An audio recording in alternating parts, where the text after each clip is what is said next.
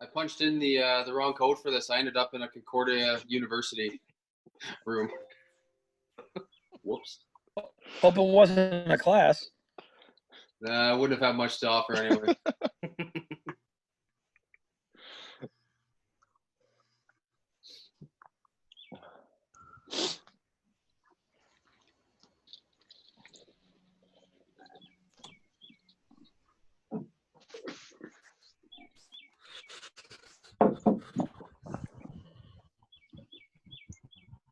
Arnie, is it still warm there?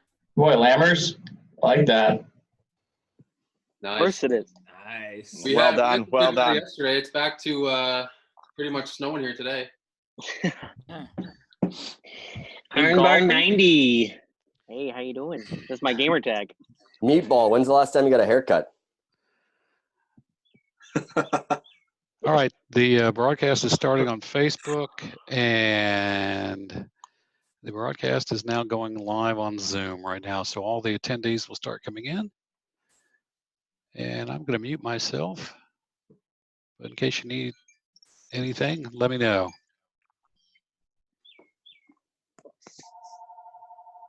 So the 6 of us that aren't muted right now, what are we doing here? What did you do, Whitey? I'm just excited to see Artie Poitras, boys. Yeah. Oh my gosh, Whitey. That'll be the day. Muzzy Halsey. Legend. Ernie, how many times did you watch the Nesson rebroadcast a couple months ago? What? Well, Norm called me at 11:30 on a Friday night, and I was already sleeping, so I watched it the next morning. Yeah, I got the text at 1 a.m. Yeah. I think he was watching our D zone again. I don't know why. Surprised you're out there, Arnie. A minute left in the game, Danny. We talked about this. I don't know why I was out there. I know. Ridiculous. We had Mac running the +1. Yeah. Sometimes you get stuck when you're on the outside wing. Can't get off. True centerman out there. Thought you could win the draw.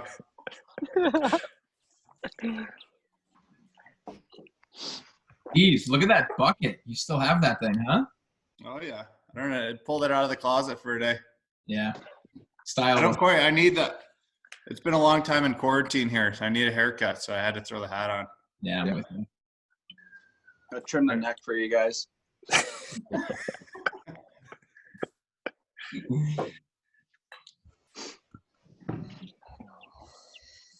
Hey, Ryder. Hey guys, I don't know who said that. Was that Carsey? Yep. Hey Doug.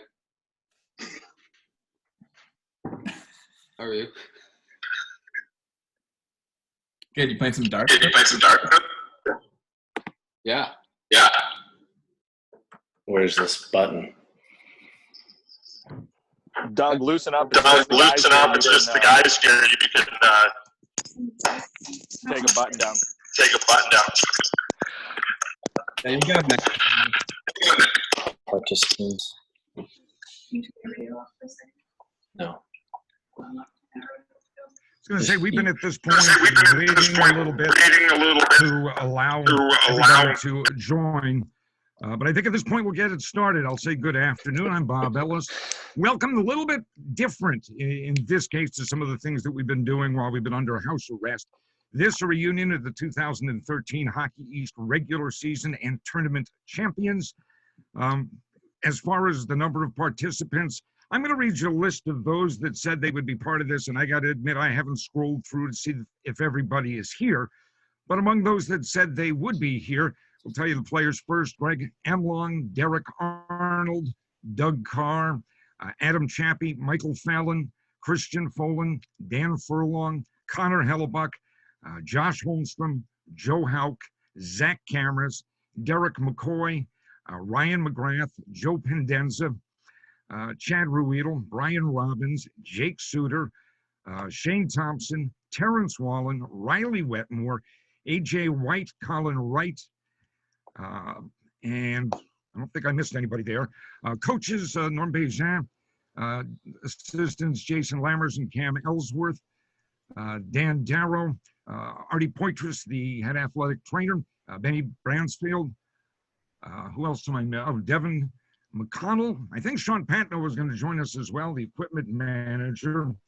I will note from the media, Jim Connolly, who was covering the Hockey East tournament for USCHO and as well taking part in the Nesson broadcasts. Chaz Scoggins, who worked the radio broadcasts with me as well as covering it for the Lowell Sun. I believe that Barry Scanlon is with us as well. He has covered Hockey East for various newspapers over the years and most recently has done so for the Lowell Sun.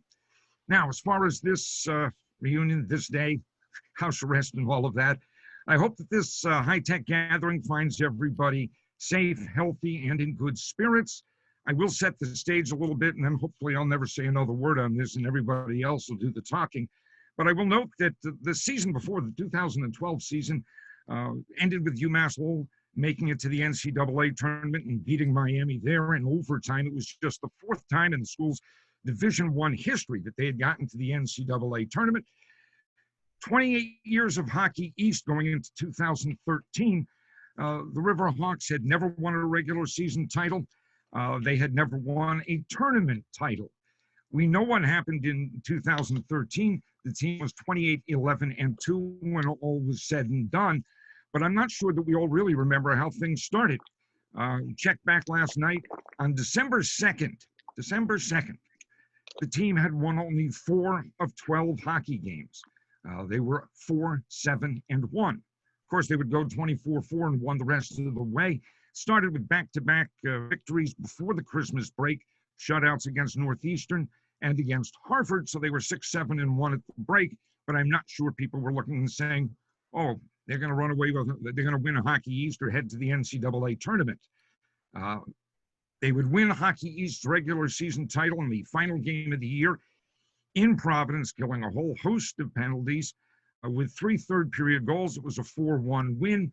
That would get us to the Hockey East tournament as the #1 seed in our history. In UMass Lowell's history, they had never beaten Maine in the playoffs in a series. They had won, I think, 1 game in all the times that they'd faced Maine and had lost that series 2-1.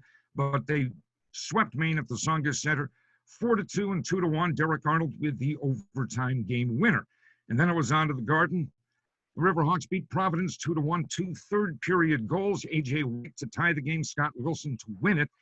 And then it would be on to taking on Boston University. And, well, we know, pretty good hockey club. BU and the Riverhawks were able to come away with a 1-0 win. I think you're able to see this on the screen. This is highlights in the final minute of play. Kason Holman with a shot and point blank and a save by Connor Hellebuck. You can take another look at it there. Bit of a frenzy in the final minute. That was with 35 seconds to go. These are the final 12 seconds of the hockey game in the Riverhawk end, with Riley Wetmore eventually picking off a pass there and skating it over to the boards. And yes, the celebration begins. It was the first time that UMass Lowell had ever eliminated Boston University from the Hockey East tournament. It's, for me as a broadcaster, was just kind of really nice because I was there when we apparently were beaten 1-0 back in 2009, though to me it was always a 1-1 tie. Also, highlight for me, it ended the career of Jack Parker. Anyway, the Riverhawks, champions of Hockey East, they would go on to beat Wisconsin and UNH in the NCAA tournament, and that would get them to the Frozen Four. I'm just about done. You've probably heard an awful lot from me here. What we're hoping to do here, and I will note for the audience in the chat box, if you have a question, you can type it in.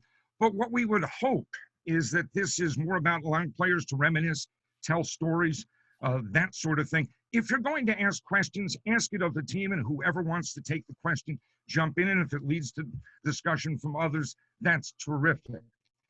We don't want to kind of make this an interview, if you will. We're hoping that people will tell stories about things that the coaches never knew about.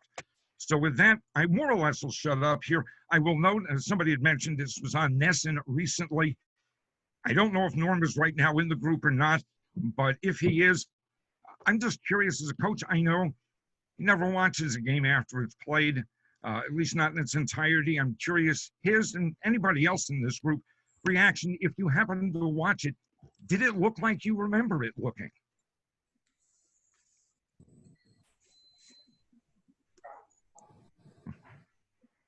Well, I guess that suggests that maybe Norm isn't there, but anybody who wants to jump in and give your thoughts, please do so.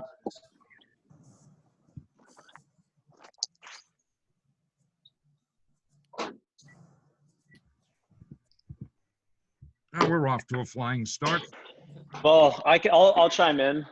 Please do. What I remember on the game-winning goal was that laser of a shot I fired on net that Arnie got the rebound for.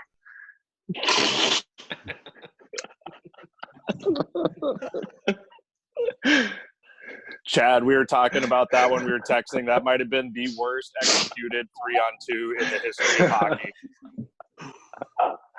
Hey, it's an offside 1-T. Nothing you can do there. You had no business trying to shoot that puck.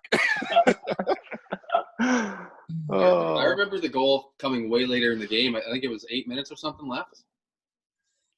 When I think I think it was just over 9 minutes, somewhere around there. But yeah, yeah, I thought it happened a lot later in the game. Ryder, how about you dinging the post on that breakaway? It was like we were in Bridgeport again in the regional. Yeah, you want to know a fun fact? I had 2 breakaways in my career against BU. Both were coming out of the penalty box, and I failed to register a shot on either. I got chased down on the first one and hit one off the post on the. Wait, Ryder, was it you that had the no tape on your stick in the penalty box? I mean, probably. I don't recall that though. No.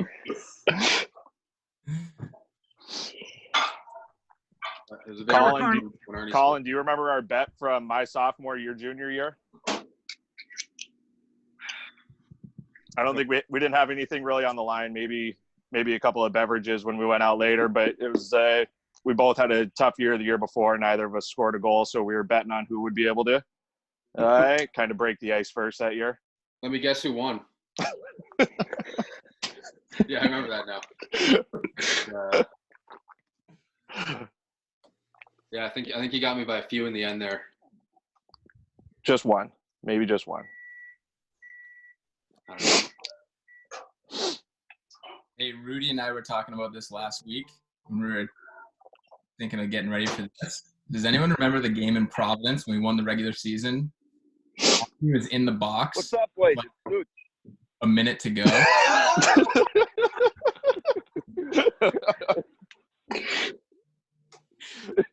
Jack Hockey, thanks for joining. Yeah, boys. How's she going? Suits. Yeah, I remember we had like 10 minors that game or something. Dude, who got the empty netter? Foles to seal it against Providence? From like behind the net. Yeah, so he gets the empty netter. Arnie's in the box serving a penalty, and everyone's going nuts. We turn around. Arnie's part of the pig pile. He was in the box when we scored, and then got an unsportsmanlike for leaving the box. I needed the Pims. Oh, such an underrated moment. Unbelievable.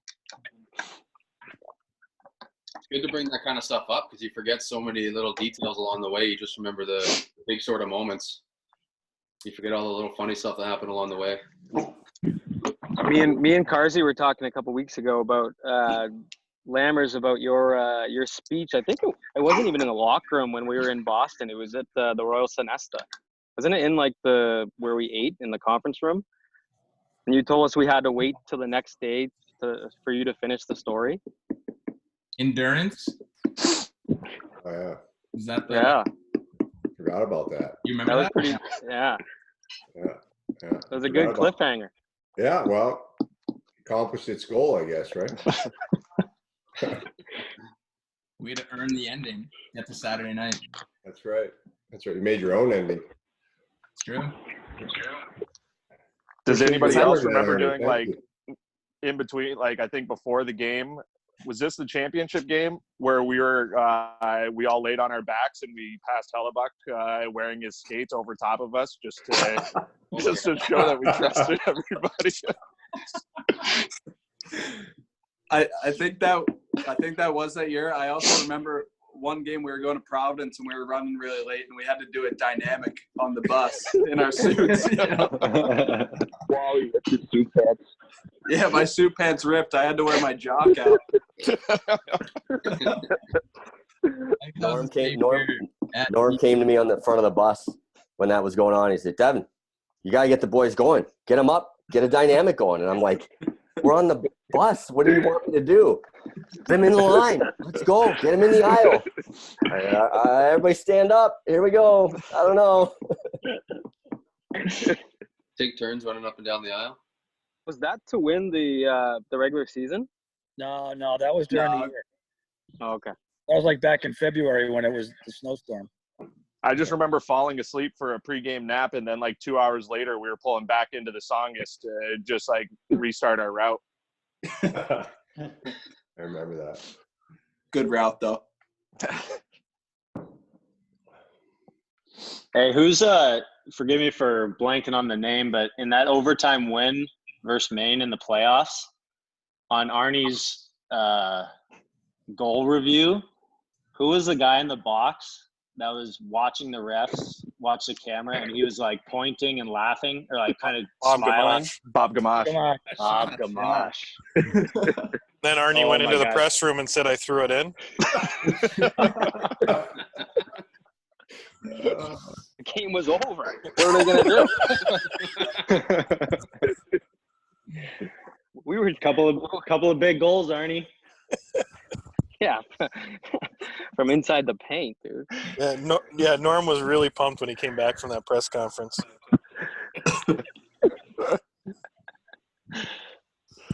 Yeah, that was the longest. That was like the longest review, and then to Chad's point, like Bob got up and had this huge smile as the refs are putting their helmets on.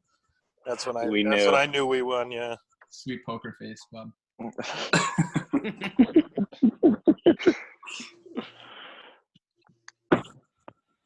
So this team had started 4-7-1, and then everything changed. I'm just curious, why did it change? Have you ever thought back what was different? I mean, I don't know if something changed drastically that I remember at the moment, but I do know that we, like, not to give other teams too much credit, but I think that year we also started playing like Denver, BC, and UNH, who were all like top 5 teams in the country. So, I mean, obviously we changed things around too, but I do remember having like a pretty difficult schedule to start that year off. Didn't we start like 1-2-6 or 1-6 or something too that year? Yeah. So they changed our D zone before the year, and we all hated it. Blame the coaches on that one. I remember the game at Harvard was the one that turned it all around. Yeah, we won 5-0, right? Yeah. I have this thing on my wall here. It's got all the games from that year listed in the scores. So we beat Harvard 5-0, Bentley 3-2, and then we had 2 road sweeps at Clarkson and Vermont, both road trips. And I think, well, you don't go and travel too much in Hockey East, right? So I think a couple road sweeps like that kind of galvanized the team, and that was right around the winter break too. Yeah. Yep. Was that the Catamount Cup? Yeah, we just ran the table pretty much. Yeah, we played Clarkson 3 times in a row that year because we were up. Yeah, we did 2, and then at UVM we opened up against Clarkson. So we beat. Wait, was that the Catamount Cup when we went 2-0 but somehow didn't win? We technically didn't win it. Yeah. Vermont didn't want to play us. Yeah. That Clarkson trip, didn't Norm take all our phones for like a 9-hour bus ride? Yeah. Oh my gosh, that was fucking. That's when Tommy got sick. Yeah, I was puking the whole way up there. Had to drive Arnie up there. Yeah, LZ drove me up. What a ride! That was the closest I was. Route there. Well, that was the closest I was going to get to home. That was the worst job I had. Good job, Dees. Come all the way back, take all the phones, the boys are losing it. Hey, Suits. Yo.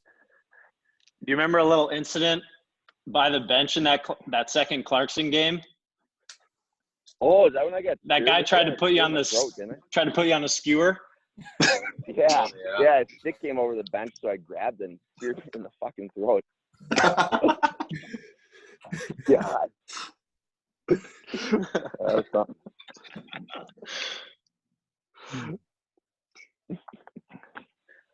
I think Gary Suter was coming around a lot more often that year too. That might have helped turn the season around.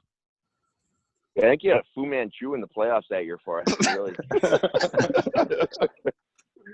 Oh god. I'll help Garrett Cat put his shore station in when we're done with this.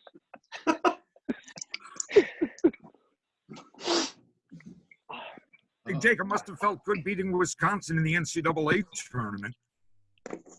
Yeah, it did. Not as good as beating whoever. Who do we play next? New Hampshire. New Hampshire. Yeah, that was better. Anybody remember that pass that Jake made? How lucky was that? I turned and tried icing it, and I soft right to Tommy for a breakaway. And I went through the net to put the puck in the net. It looked like the Carlson pass from the playoffs a couple years ago. I also remember that UNH game going into the Frozen Four. It was the Elite Eight game. I remember that that crowd was insane. That national anthem was nuts when we were all standing there. Yeah. Mm-hmm. Yeah. We traded texts about that. Like half the crowd was chanting UNH, half was chanting like UML. Just standing on the goal line was unreal. Yeah. Yeah. Goosebumps thinking about it. I think that was like the exact midway point between the two campuses. Like exactly halfway. Perfect spot for it. That game was a nail biter too. Yeah, it was a good game. Not much happened. It was kind of like the BU game. There wasn't a whole lot that kind of happened throughout the game, and I think we scored 2 in the third, maybe. Scotty scored late in the second, I think. Yeah. I remember that pregame meal. I remember talking with Riley at that, and just the vibe in that room was like we were so focused. We knew we were going to win that game. I feel like that whole run, we knew we were going to win every one of those games. Yeah. Absolutely. And I think that's why the shock when we lost to Yale, because we just expected, like, we're so confident in ourselves. Yeah, that reminded me of Union from the year before. Mm-hmm. Yeah. Even if we weren't playing well, I'd still find a way. And the Yale game was a perfect example of that, right? And then we always find a way just to have a goal and sort it out and move on. Yeah, the way Helly was playing, that's all we needed, right? Mm-hmm. We didn't give up like more than 2 goals for like 2 months, right? Our goals against average for like 2 months was insane. And LZ's trying to say it's because didn't get shutouts in both Hockey East games. It's just good coaching, LZ. Making the goalies wear suspenders.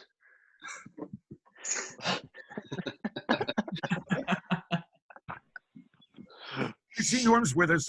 So, Norm, I know you recently, for the first time, got a look at the game on television against Boston University. Did it look like you had remembered, or were you surprised by what you saw? Well, first off, it's nice to see all the familiar faces here. I could hear you guys, so I was waiting for some coach story, but I couldn't chime in, so I'm back on now.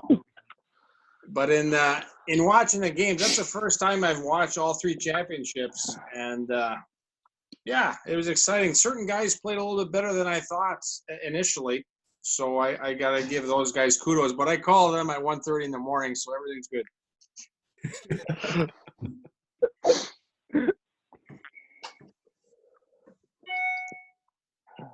I was still pissed at guys like Ryder for not back checking, but turns out he was playing pretty well. Keep refreshing my phone. It must be broken. It never rang.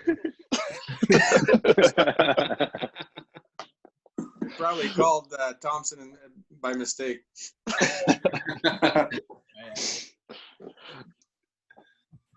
So does anybody have a good coach story?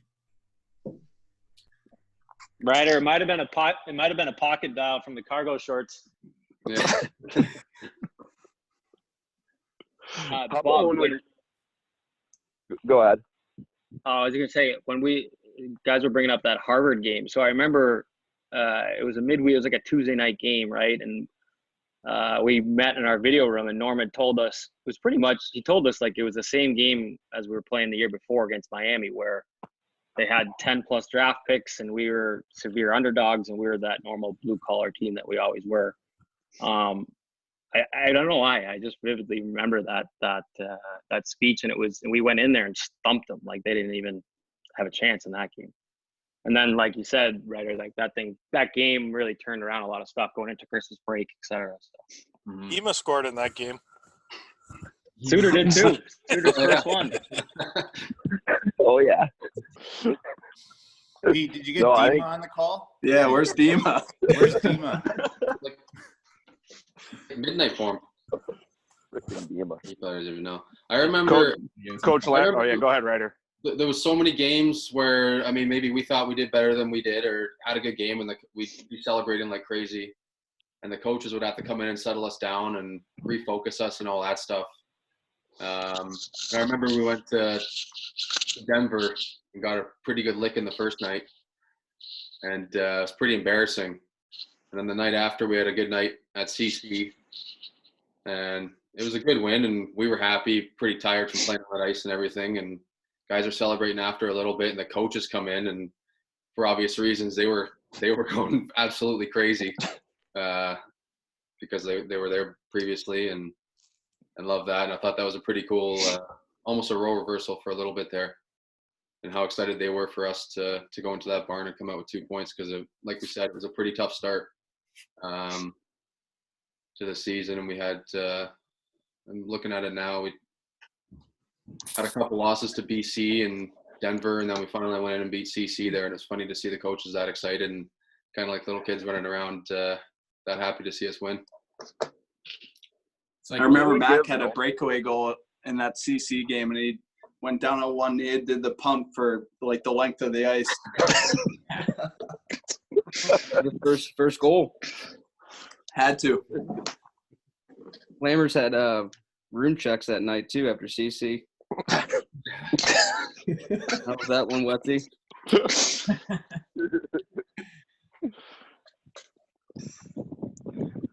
I think I was sucking wind trying to catch my breath after that game for a week. That was every good for me.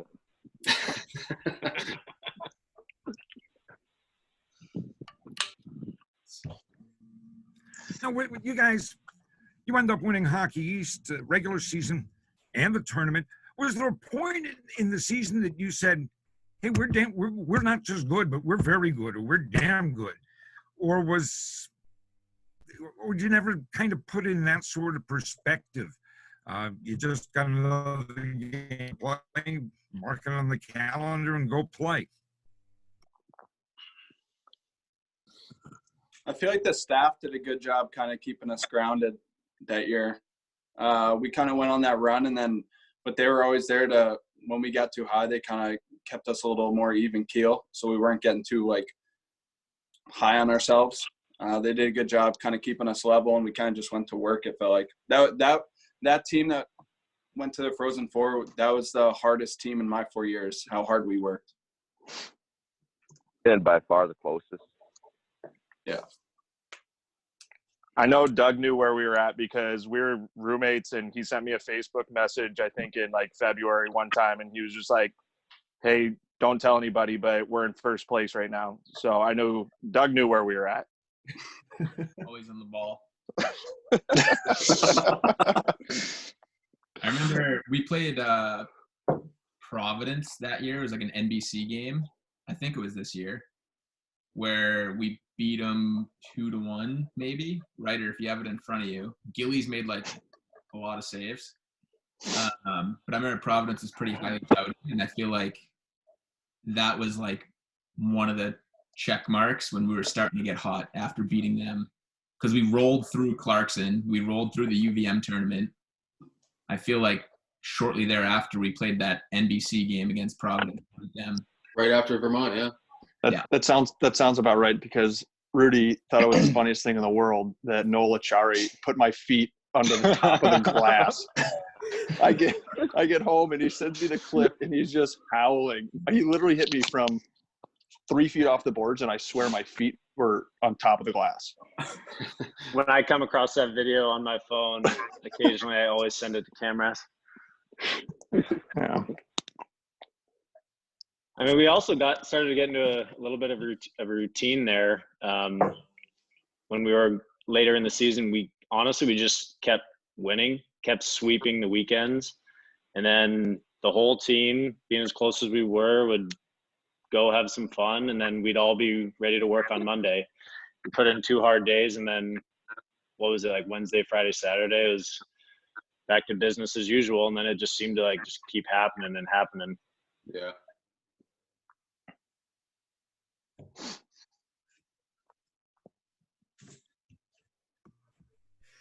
Is there We had one a sauna here that the guys could participate in? I think you guys enjoyed the sauna every once in a while. Every Sunday. Yeah. Sunday morning sauna. Roll the TV right up to it and put an old video in. Yeah. I'm trying to get the swipes. I'm trying to get the swipes that you guys had, so our guys can get in the room anytime they want for the sauna.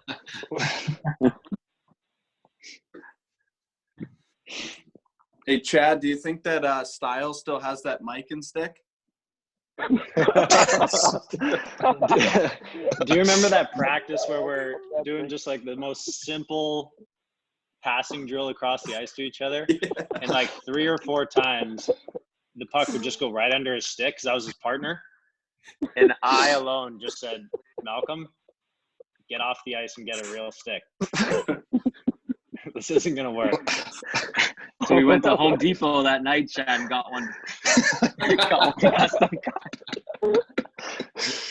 Got a piece of plywood cut into a hockey stick and brought it into the rink and asked Patno if he could get this ordered through Bauer. I forgot about that. His elbows would like touch the ice when he stick handle. It was crazy, man. Better lie. Norm came to me one day after practice and he said, Lyles is not using that stick anymore. That's it. He's going to a different stick. I don't care what he says. And that was the end of it. That's it right there. Lyles went to a new stick.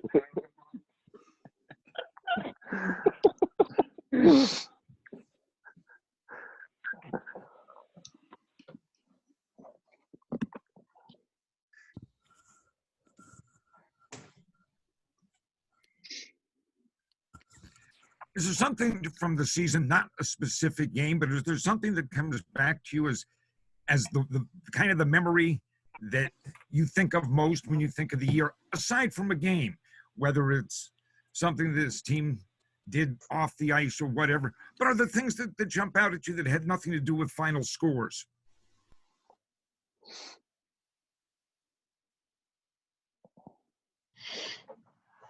Yeah, falling on a breakaway. Wait, I don't remember that one. Could you tell us about it?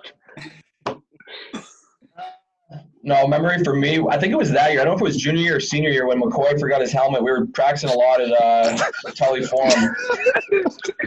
I think that was my freshman year. Or the year before. What was that?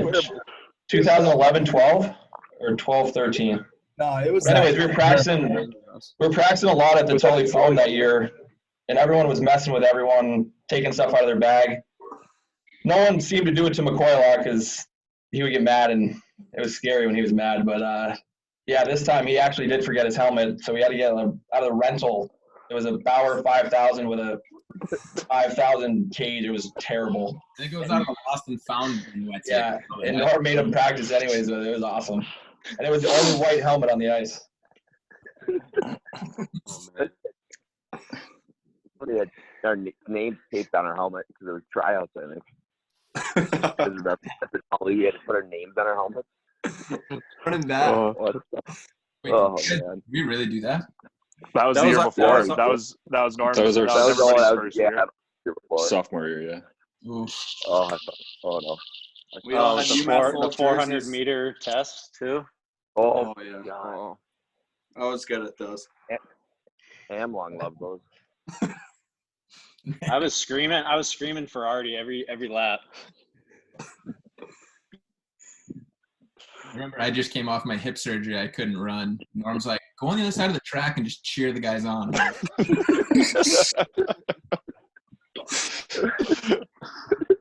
I was always trying to throw myself down the stairs the night before all that.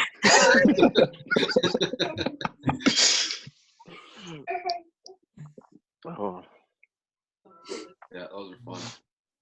Who said? I think it was at like when we were all at 6th Ave, and somebody mentioned Amlong running his 400s and Nike dunks. Who said that? I don't know.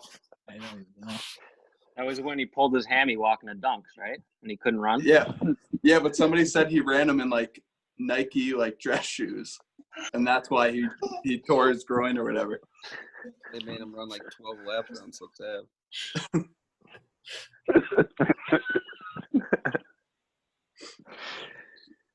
Pretty sure Norm let him get healthy and then had a retest like a month later. Priority.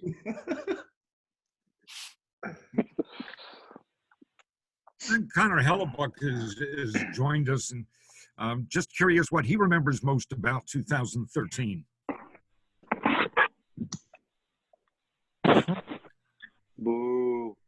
Maybe I'm wrong there. I think out of all of us, you should be able to answer an interview question the quickest now. Yeah, jeez. Caught me off guard there. I was expecting to hang out and listen to you guys. Oh, you know, the defense played really well in front of me, and I'm going real close. Yes. I don't know. It's tough to say. We got in that role, and that was just fun. Like, no one really thought about what we were doing. We were just playing, you know. Yeah, that's it. I wasn't thinking, I'll tell you that much.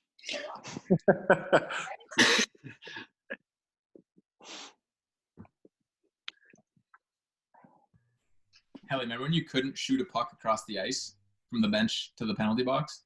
You used to work in that practice? Remember when I didn't need to, though?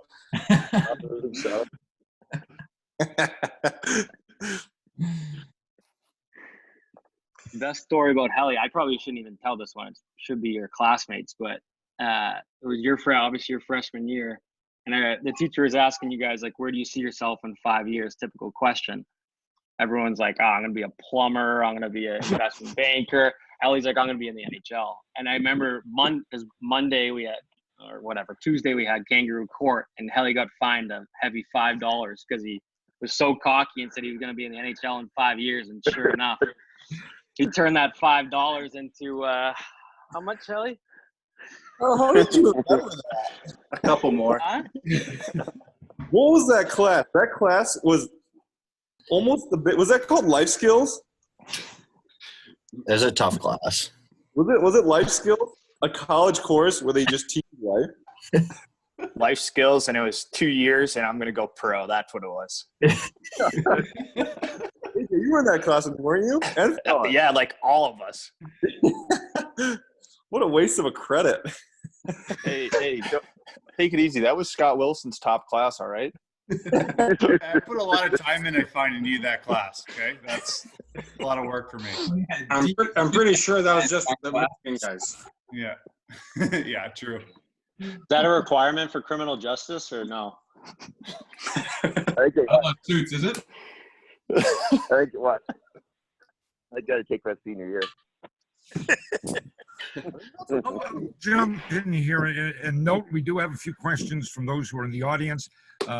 Nicholas Langerand says, if memory serves correct, the clinching game in the main series, Joey Diamond. I remember Joey Diamond. Joey Diamond took a major for kicking that turned the series around. Can you guys speak a bit about what was said on the bench prior to that power play? Halky, you want to talk about what it felt like to get kicked on by Joey Diamond? That was the best acting I've ever done in my life there. Just remember that week leading up to differentiate the majors that he took. I just remember leading up to that week, Tommy was designated as being Joey Diamond in practice. No, I think Gordo did too, because Gordo was redshirting. And we taped a 39 on his back. Yeah. Porto still brings that up.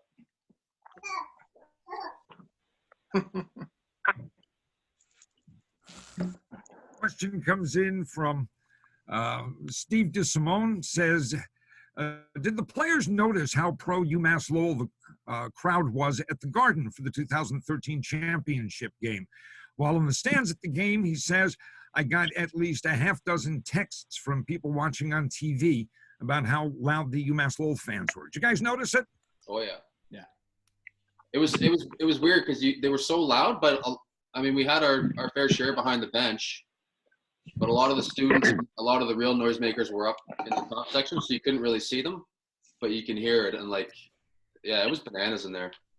It was kind of cool because we almost we kind of won everybody over that year. I think with like our style, so like everybody was tired of the BUs and the BCs of the world winning, and so for us to be in there and having a legitimate chance, I think we kind of got like all the neutral fans were for us, but like I think like the actual like UML fans and stuff like was insane to look up and see all the blue and stuff in the crowd and how loud everybody was. It was pretty special. Do you guys remember? I think it was against Providence when our fans started going back and forth with their fans. Yeah. Like they would actually like let each other finish their chant, and then the other team would go. And it was actually pretty sick. I lasted like, I want to say it was the whole second period. Weren't you in the net? What were you doing looking at the crowd? Little black thing on the ice. Whatever it was back there. I thought the coolest part was after the game, how many people stuck around, and you could really see the Lowell fans then. I mean, it was just, the place was packed for, we stayed on the ice what seemed like forever, and they were all on there. They were all in there. It was pretty neat.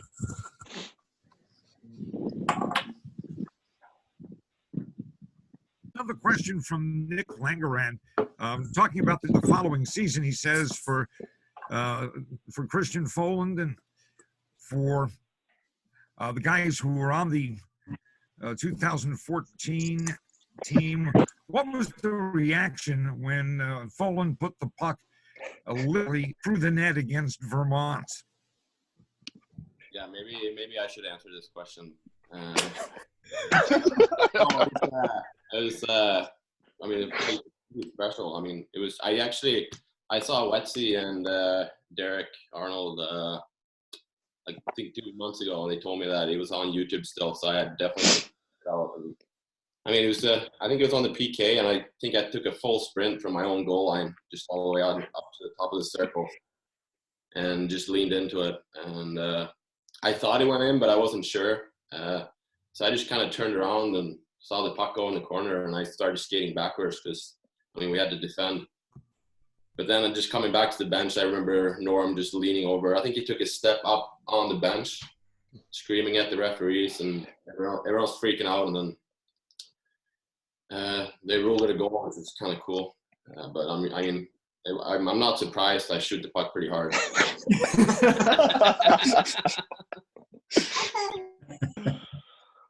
I actually won't forget. I can't forget this one either. In practice one time, you ripped one past Helly, glove side, and it went in and out so quick, and he almost blockered you because he refused to believe that it went in. And I don't know why, but I still think that's the funniest thing, how mad he got when he got scored on in practice. He didn't go in. Helly, he never lets up a goal in practice. Yeah, it was hilarious. Well, and I remember that year, Elsie was having you work on your one-timer for the power play, and you were just literally skating straight down from the blue line to the top of the circle, taking one-timers, and Elsie made me stand in front of the net so you could work on shooting through a screen. I do remember. Meanwhile, that. I just had to stand there and just pray that you weren't going to hit me. And I did hit you a couple times too. Yeah, you did. Thanks, Elsie. Homer and AJ, two of the best I've ever seen. Kerstrom. Is Brian Robbins on here by chance? Trying to get Logan Johnson. One day in practice, I don't know if it was Elsie or Norm, made Robbie go lay in the crease on his stack in the pads. And then guys were coming down the backside trying to get one-timers up high and I remember that. being like a fish, just eating pucks on his side. It was a one-timer drill, and Books would still find a way to toe it back and take his time. I remember another practice when we were working on PK and shot blocking, and Dima didn't have his cup on, and so he went out to block a shot with his glove, and Lammers just absolutely unleashed on him and kicked him off the ice.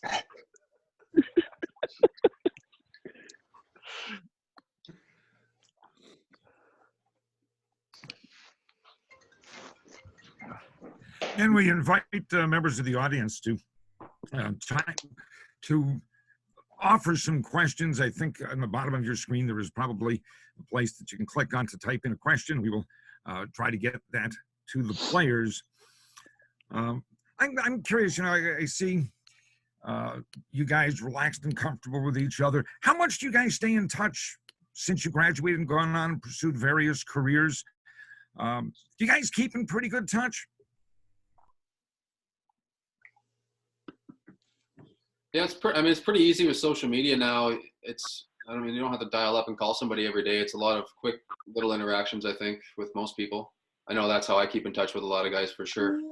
Yeah, I'd say like Instagram, Snapchat, you can just little random stuff here and there, tagging guys, spark up a little conversation, and then here for a couple months. But more often than not, if we see each other, I feel like it picks right back up. I feel like you don't really meet with most of the guys.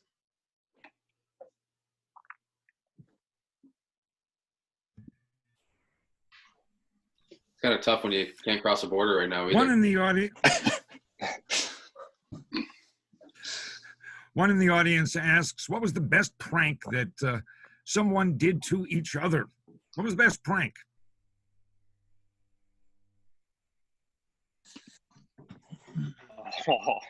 Oh, come on. There must have been some pranks. Why doesn't Ryan McGrath throw that one?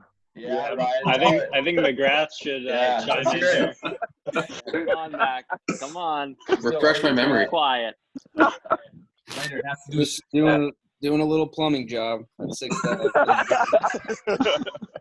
Right at the start of the year, too. Missed the bowl and hit the upper deck.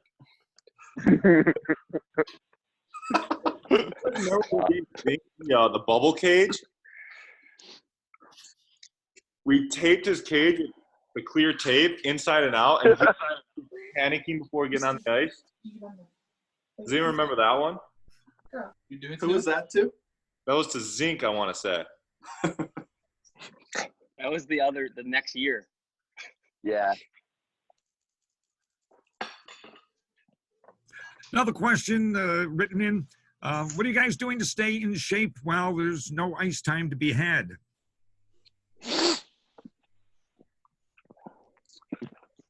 Do retired guys have to do stuff anymore? I'm not in shape yet. Stoots is still riding the bike and all of his equipment. Oh my, picture that.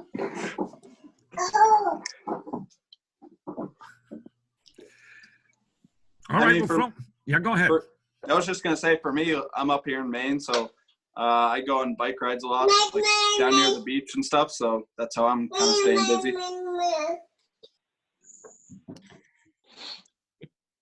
Another question that comes in, this one from Lindy Yetz. She says, what would you advise or counsel, what would your advice be to current UMass Lowell players? For me personally, it'd be just enjoy it. It goes by fast. I mean, some guys in this chat now got kids and married. I mean, I'm engaged now, so time flies by. And I know I always look back on those 4 years, and it was a blast. But it's crazy to think how fast it goes by. Like, just enjoy it, and you get some friendships that last a lifetime. I know a couple of years ago, I was at Homer's wedding, and we were all together. It's like we never missed a beat. Like, it's just stuff that you build through. Yeah, I would say for us specifically, it was like, I don't know, the process itself, like you always think there's next year when you're a sophomore or an underclassman, you think there's like a next game or a next workout or whatever. But I think this group pretty good at getting dialed in every day, and that led to success. And then that makes everything way more fun because we struggled through freshman and sophomore year for some of us. And it's like when you're not winning, it's school's not fun, parties aren't as fun. But as soon as you figure out a way to win, life around hockey is a lot better. And that probably goes into the process every day of just taking it day by day, not getting ahead of yourself. There's not always next year. I would focus on today, and that leads to a lot of fun on and off the ice.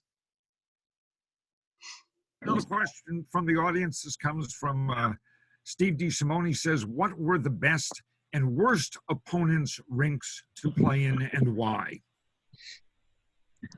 I think the best and the worst for me was Maine. Such a strange arena, but it's got so much character at the same time.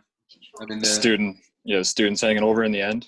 Yeah, it's just it's crazy there. I Like, hated they're BC. old and grungy, but it's kind of the whole atmosphere. I think, like, in terms of rinks, like, Vermont was a cool rink, but the way our schedule was set up, we always went up there either at winter break or spring break, so there wasn't ever any fans there. But when I talk to other guys who've played in Hockey East, like, they list Vermont as one of the best, like, atmospheres that they've played in, and our schedule just wasn't conducive for that. Merrimack's brutal. Merrimack was always tough. I'd rather play at the Tully.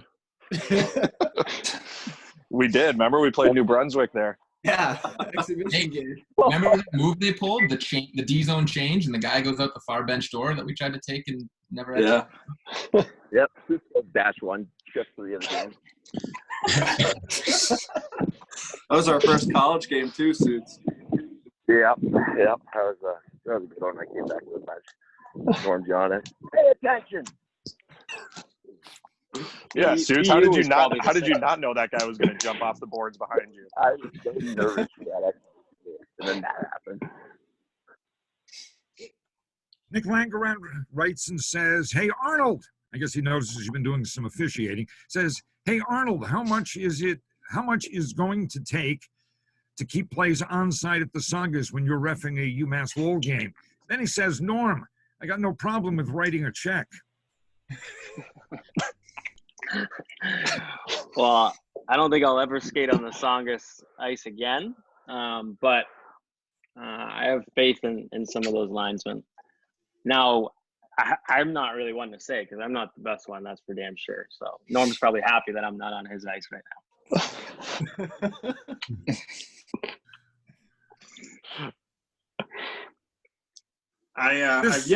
I've yet to see Arnie lying in any of our game here. What's the problem, Arnie? Oh man, there's no way I could get back on that ice. Can you request the commissioner, Arnie, to never put you on a Lowell game because of Norm? Thing the other day. He saw the way he treated Gravelise.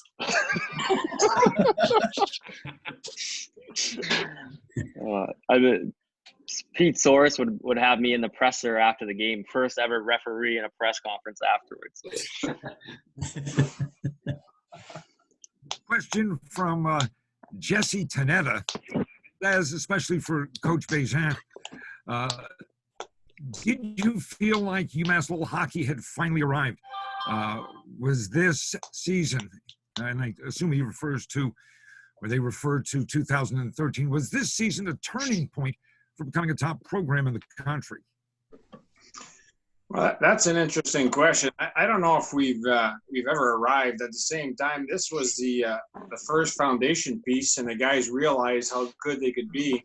So this group is incredibly close, as you can tell by this call, and I think they really set the foundation for future years. And we've yet to get back to the Frozen Four. Hopefully, it's going to happen soon. However, it's no surprise to me that as many people are on the call today as there is, because they're incredibly close. And as you can tell, a lot of them have had great success with the game of hockey and outside of it. Another question thrown out there. Do you guys get, this is from what? From John says, Do you go to any UMass Lowell games since you've left, since you graduated? And I know some of you do because I see you there, and I know some of you are on, have your own hockey schedules and can't get there. But how often do you get back? I know I went to a game, not this previous season, but the year before, and I was like really impressed with the team and stuff. Just the skill level. I think they were a lot more skilled than our team was. Got some new recruits coming in there. They did a pretty good job.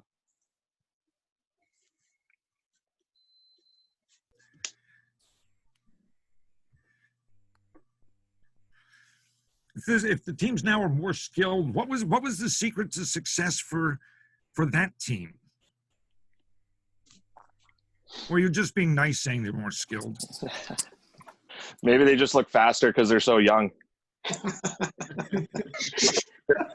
Could have been like the Vegas Golden Knights inaugural season mentality too, though. I wouldn't say that any of us were like superstars except for the 4 guys that were, but I think we all just kind of had that mindset that, you know, if we can all just play that second line mentality and just continually grind teams down and have our goalies stop all the shots like they did, then it worked. And to touch on Suter's point at the beginning, we had to all bite our tongues and play the defensive zone that we didn't want to play, but it ended up working out. So I think we were led by a phenomenal captain in Riley Wetmore. Yeah, absolutely. He was amazing. Yeah, very outgoing, as you can see. Back now. Right here. I missed. See, this is what I was talking about. I don't know how Riley was able to get an hour. I'm for working lunch right to get now. on this phone call. I'm working. I got Evan Campbell out there working for me. I think we just worked so hard and we outworked everybody. And like you said, I think it started from Riley and everybody just kind of found their spot there. But I think one of the cooler things is like I still run into guys that like we played against over those couple of years and stuff. And I think one of the bigger compliments that like this team gets is just like teams hated playing against us just because we were so detailed and everything. And like nobody wanted to have to play against us. And it was just like to hear that is pretty cool. Someone had mentioned it earlier, talking about learning a new defensive scheme or new scheme in the defensive zone. I can remember, and I think Chaz Scoggins and I had talked to Jack Parker before the third time we played them during the regular season. And after we finished interviewing him for the pregame show, he asked us, he says, what does UMass Lowell do defensively? Our guys can't figure it out. So I'm curious, not what you do, you can keep that a secret of what you did, but how hard was it? Was it a tough system to learn?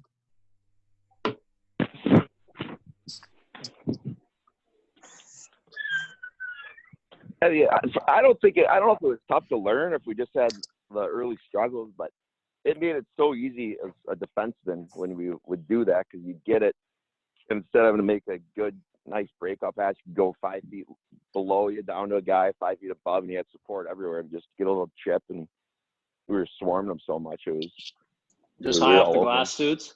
Slip it that high. Tooth wasn't even aiming for the glass. He was trying to put it into the crowd so he could get a whistle. Put it in the bench.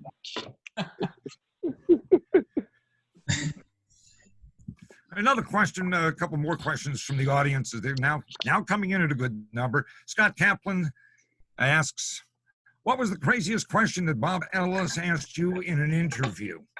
I don't know if I asked crazy questions. Remember Chappie's F-bomb on live radio. It was senior night. I was amped up.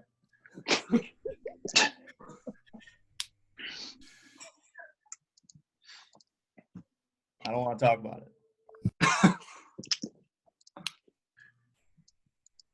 Yeah, Bob, I don't think you asked too many odd questions, to be honest.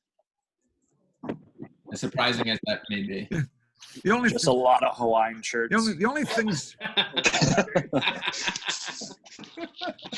was a trademark. I should have worn one today. But no, there was a time when we used to ask everybody, and I think we'd probably stop by the time you guys were aboard, but we used to ask freshmen in the first interview who their dream date was. and got some pretty interesting answers. And we also used to ask, and I think we still ask about people's hometowns and what's their 3 favorite things, but I don't think we ever asked anything that was really outlandish in interviews. Anyway, another question. This one comes from Noah. Says, when playing like a BC, BU, or Northeastern and hearing their chants against your goalie or UML in general, how do you guys put that behind you? Does it even phase you guys? Are you affected? I guess the bottom line is, are you affected by the enemy crowd? I think we all thrived off of it. And I can remember my freshman year and then just kind of how it progressed over the 4 years that I was there. There were plenty of kids and students that were wearing other schools' apparel around campus. BC, BU, UNH, etc. And then just as we started doing better and things progressed and, we started to get the Lowell crowd behind us, you saw fewer and fewer of those shirts. So, but yeah, when it comes to, the games at home against BC, when we were sold out for 7,000 and they had some of their fans there, I mean, we knew that we were going to take it to them in the crowd and then on the ice kind of translated.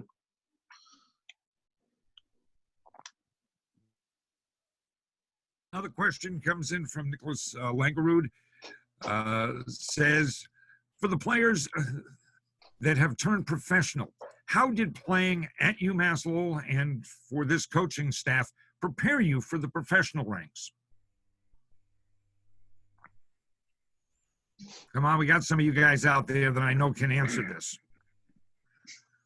For me personally, it was just more like how to conduct yourself day to day. Like, they talk about when you get to pro hockey, like be a pro, and it's showing up, like getting your nutrition down and being ready to work out and all that. And I think they really instilled that in us at school. So by the time I got to pro hockey, like I already had those habits instilled in me. Where like you get there now and there's some rookies, even second, third year guys who are still struggle with that. They still struggle getting to the rink on time. It was just those little things that really got me prepared for pro hockey and with that.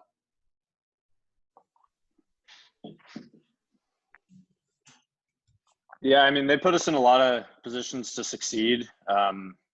Obviously, we had some talent all over our team and using them in the right situations. A lot of what Pendenza just said too, how they focus with Dev and all the video we watched, all the workouts, nutrition, everything like that. It just kind of transitioned well and kind of put a realization in our minds that hockey was possible after school. John Osick writes and says, what are your new hobbies that you're doing now because you're stuck in quarantine? That's not exactly how he phrased it. I fouled that up, but he wants to know what new hobbies you're taking part in since the quarantine has landed us all under house arrest. I'm getting into golf. Been playing a little bit of golf lately. The courses just opened up here in Maine, so I played yesterday for the first time in a couple years, and I'm going to try and get back into it at least. Jealous. Very jealous. Pretty lucky, yeah. Daddy daycare for me.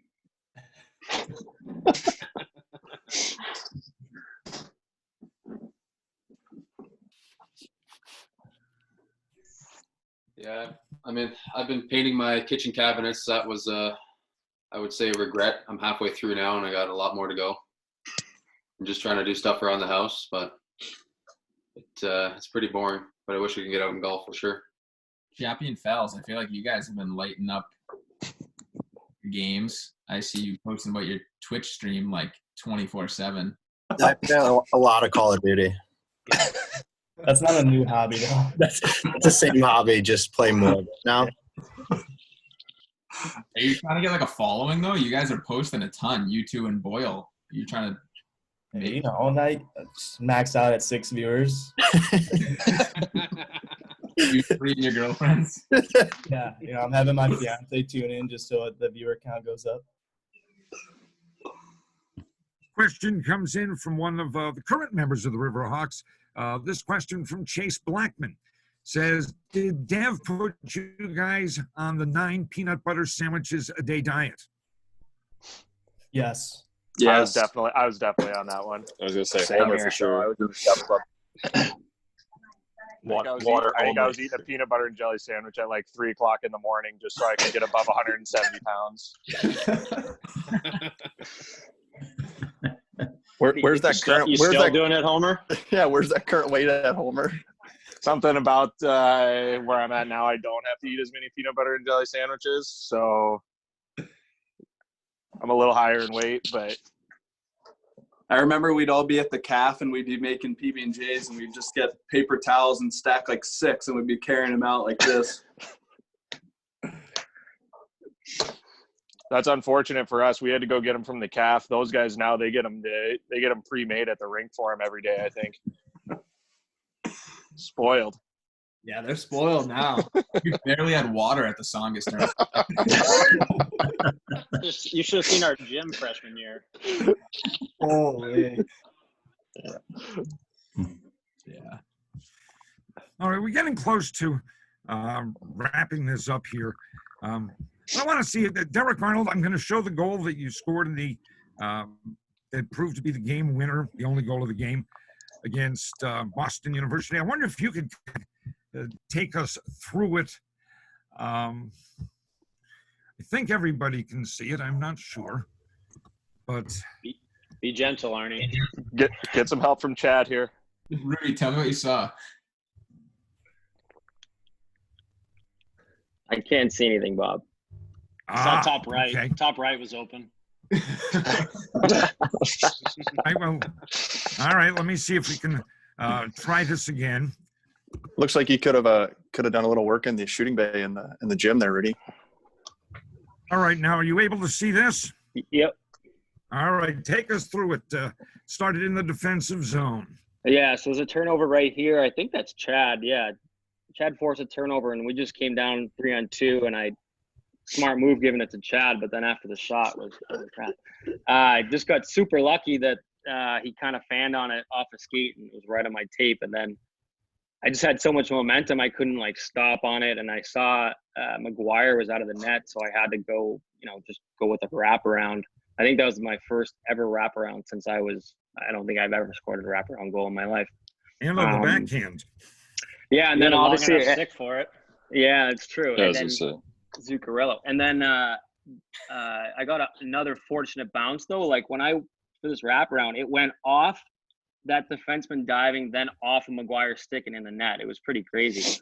And obviously after that, we shut things down, and Helly was good as always. So Wilson's neck drive was pretty impressive there. Through the crease and peeled off. Would have been on the tape.